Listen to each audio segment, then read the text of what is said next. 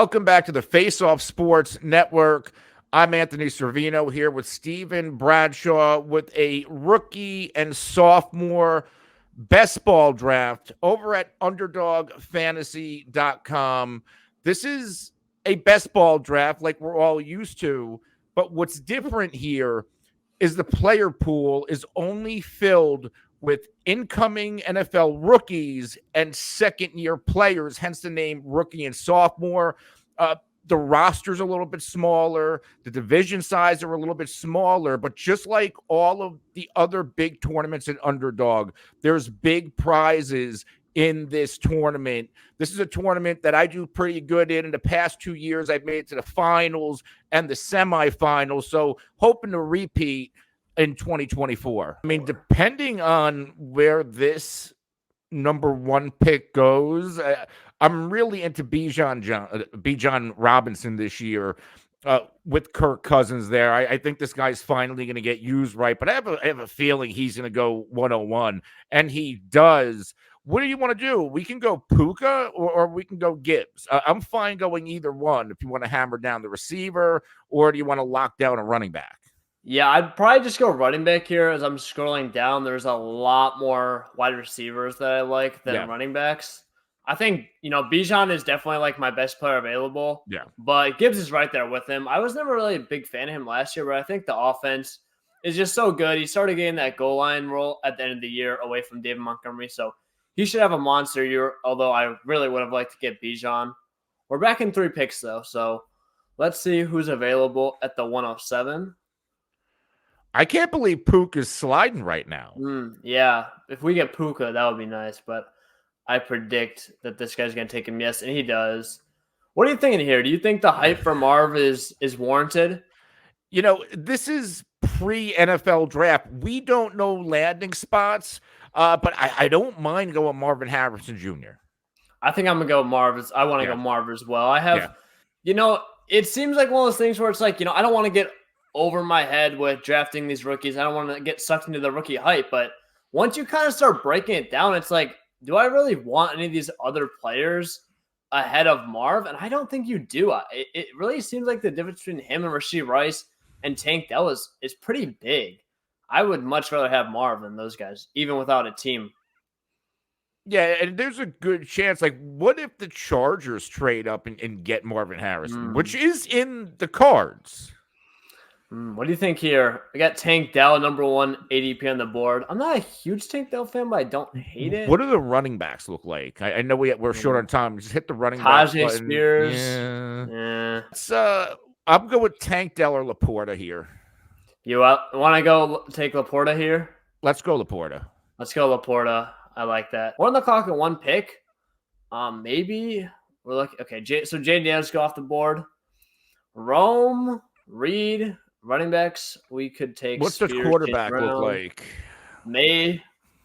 Well, I actually don't hate May here, or we could get Levis. Maybe I kind of like Levis with the revamped offense, and my success. I did have a veteran quarterback in both of my years where I went. Do you want to just take Levis here? Yeah. I would grab a quarterback. All right, let's just go grab. If we don't get him, we're going to be stuck with Bryce Young or just a rookie, and that's very, very risky. May does go. So they take Odunze. We could get Reed, Addison, Brian Thomas.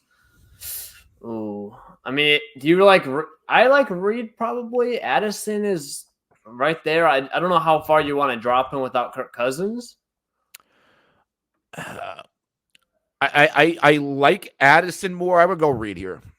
I think we're going to go Reed as well. I like the talent of Jordan Addison more, but I do drop him without Kirk Cousins because we're looking at Darnold or pure rookie, and that does worry me.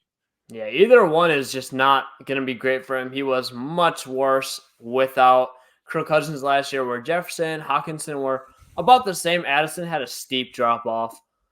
But yeah, so now we have 1 quarterback, 1 running back, 3 wide receivers. Any running backs here? Maybe do we take a shot on Tajay Spears past ADP? The thing I worry about with Spears is that they paid Pollard starter money. Right. I mean, it's either him or we go maybe JSN. Chase Downs, Brown is the Powers. one that pops because I do like some since Chase he Brown. traded or they moved Mixon and they signed Zach Moss, but they're only giving Moss $4 million a year. That's more backup money where guys like Pollard, he got around $8 million a year, and that's closer to starter money. I think we'll just take Chase Brown though and see if Spears falls. I think that's just a safe pick when we don't know exactly what's going to happen. So he's going to take JSN. Okay, they do take Spears. So now we got Kincaid, Downs, Bowers, Benson. I'm starting to get into the rookies. Do you want to grab maybe like a proven Downs, or we could take a shot on like Kincaid or Bowers? Put them in the flex. What other veterans are there? Anything else? Really, nothing. I'm good with Kincaid. Yeah, I think I'm totally fine taking a shot on Kincaid. He was pretty solid last season. It does worry me that Knox is still there, but I mean, he definitely flashed. So they did restructure his contract, and Buffalo, like, they brought in a couple of guys at receiver. I can still see Diggs going. Kincaid's going to be a big part of this offense. Like, I really think they drafted him to kind of be their Kelsey. Not saying he's going to give us Kelsey production, but they're going to hyper target this guy. Yeah, I agree. I think he was very good when he did get on the field last year. What do you think about looking at Jonathan Brooks or another running back here? Sharp, Blake Corum? I feel like Brooks, depending on how you feel about Brooks, I know he's probably not going to start the year, but maybe if we could have him on, he gets taken anyway. What about Corum? What do you think of Corum? I'm not a big Corum fan, but if he gets good draft capital, I think he definitely could rise a ton. And I think it's likely he gets decent draft capital. I don't mind it at all. I might take a shot at Corum because there are two teams that want to run the football that need running backs: Dallas and of course the Chargers. Obviously Harbaugh was Corum's head coach in Michigan. They kind of like their best running back addition was Gus Edwards. In Dallas, their best running back on the team right now is Rico Dowdle. Corum can go to any one of those two landing spots. Yeah, I agree. I'm not a huge fan of Corum as a prospect, but I could definitely see an NFL team paying up for him. What are you thinking here? Are you an A.D. Mitchell fan? Lab McConkey, Keon Coleman? I think those are Troy Franklin, depending on how you feel about him. What do you think of McConkey? He's getting a lot of hype my favorite as the route runner. I'm not a big A.D. Mitchell guy. I would take McConkey, but I understand. Good with McConkey here. Sounds good. Yeah, I like McConkey a lot. I know he didn't really pop, on the stat sheet last season because he was injured. Never really did a ton. Playing behind Brock Bowers, you have Stetson Bennett not really being a fantastic passer of the football in college. But I mean, man, when you watch his film, you hear what the guys are saying around the NFL draft. Seems like he is probably going to be a top 45 pick, and he should be getting a ton of snaps in his rookie year, especially in the slot. Denver traded Judy, got Mims there. We do need another quarterback, and that's getting a little bit, thin right now. Do I like quarterback here? I would scroll down. Let's see what's even left. I mean, I'd say either Knicks or Penix. Otherwise, we're kind of screwed. Who do you like more? I personally like more. Yeah, I personally like Penix more, but I also think Knicks has a chance. I don't know. I'm gonna just go Penix, but it's very close. I think Penix could easily, sneak into the second half. Maybe he goes on a team like the Raiders, and even though they did sign Minshew, they'll let Penix in a few games. Yeah. Let's see. What do we got here? Cool. I mean, I honestly don't mind any of these running backs. Roshan, Allen, Kendrick. What about the receivers? Go back up. Anything with Mims or Quentin? I am not a Quentin Johnston guy, but neither. They don't have anything else with the Chargers and Justin Herbert. Yeah, maybe we take a shot here. Just out of pure potential opportunity. We get auto picks. Yeah, I think we'll take Quentin here. Yeah, I don't really like him either, but I mean, Keon Coleman, I don't really know if he's that much better. I'm not a big Keon Coleman fan either. Yeah. But we'll see. Yeah, just off opportunity, I don't mind the pick. Do you mind looking at running back like Roshan, Marshawn Lloyd? I think those – honestly, Marshawn Lloyd here seems like a pretty good value. As a Bears fan, I don't think Roshan is going to have a huge role this year. If you want to go Lloyd, we can go Lloyd. I'm going with Roshan as well. Either one of those two. Oh, what about Keaton? Keaton Mitchell? We could probably grab him on then our next pick. Okay. Oh, wait. Actually, no, this is our last pick. So, yeah. You want to grab Keaton Mitchell? Yeah, because, I know Derrick Henry was signed to the Ravens. I do think Mitchell could potentially be the Spears in that backfield, assuming they want to use more than one guy. First one, we got Bijan Robinson, and obviously we can talk about him real quick and how he's been impacted by that Kirk Cousins signing. How much more do you really like Bijan this year? Because obviously, Drake London, Kyle Pitts getting massive bumps, but what does Kirk going to Atlanta really mean for Bijan as well? It's not only Kirk going there, but it's Arthur Smith no longer being there. And Robinson, the OC, he comes from that Sean McVay tree. And what do we know about Sean McVay? When he has that do-it-all running back, they let him do it all. And I'm not going to say we're going to get those majestic Todd Gurley-like seasons, but I can potentially see a Todd Gurley-like role in this offensive system. Yeah, it's something I've been hearing a lot. I really like Bijan as a prospect, obviously, so I think the stars are finally aligning for him. I think Gibbs here, not much has changed. A-Chain's going a lot higher in these drafts than I kind of expected just in general, but considering he was injured a lot last year, but he was hyper productive when he played, do you think the hype is worth it for A-Chain, or what are your thoughts on him this year? I was big on A-Chain coming out of the draft, but landing spot guy, because that really does matter. And A-Chain went to the perfect landing spot. It was almost like he was going to assume that CMC role in the Mike McDaniel offense, and he kind of did. What I don't love is the A-Chan price so far this offseason. You're paying up for A-Chan. I think the hype is worth it. I don't know if I'm going to have a ton of shares if I have to pay his current ADP in regular 12-team leagues, because there is that injury factor. If we can get a full season out of Devin A-Chan, I think he's going to return value. I just don't know if we're going to get that. Yeah, I mean, he only played like a few full games, so it'll be one thing if he played like even half the season, but I mean, it was just such a short stretch. I really can't 100% get behind him going this high.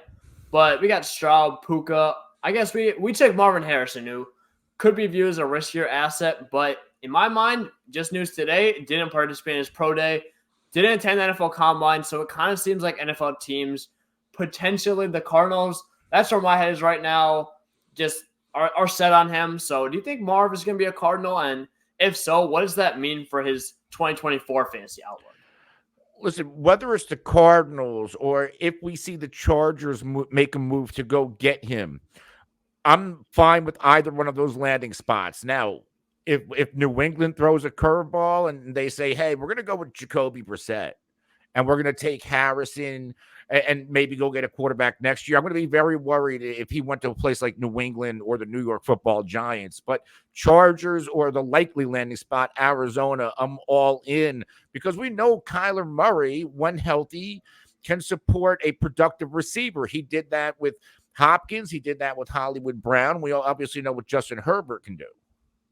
Right, I totally agree. So the next guy we kind of got that's impacted a little bit by free agency is Rashee Rice, who goes 9 in this draft. Obviously, the Chiefs bring in Marquise Brown. Does that really hurt Rashee Rice? I don't really see. I think it's more of a neutral move. So I think him going at 9 in this draft is totally fine. I don't think it hurts Rice. Rice is still going to be the quote-unquote wide receiver one. And if you look at the contract that he gave Hollywood Brown, it's a 1-year deal with, I believe, a $12 million max value. That's not really alpha wide receiver money. That's nowhere close to that. Is this the best field stretcher Patrick Mahomes has had since Tyreek Hill? Yes. Is he going to give us Tyreek Hill production? No. But he's going to give us an uptick in production out of that wide receiver position for Mahomes. So I'm fine still hammering Rashee Rice as the Chiefs wide receiver one. Yeah, we take Levis here at 15. Are you high on Levis? I know the Titans did make a few moves for him, so that does make me a little bit more comfortable. going over Levis over Drake May. They got obviously Ridley, and it just seems like they're kind of becoming a more pass-heavy offense this year with the firing of Mike Vrabel. Yeah, Vrabel out, Callahan in, and Callahan comes from Cincinnati. It helped develop Joe Burrow, and we know to support Joe Burrow, Cincinnati surrounded him with top-end assets, and that's almost the approach that the Titans are taking coming out of the Vrabel era. You have Levis, okay, let's build around him. We already have Hopkins. Let's pay Ridley. Let's pay Pollard. There's already Spears here. So I like what they're putting around him. Levis did show us something last year. It's just a matter if he takes that step.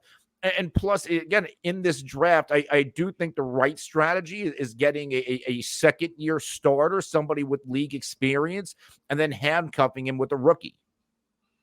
Yeah, so we take Jaden Reed at 18 after that, and then we take him over Jordan Addison, number 20.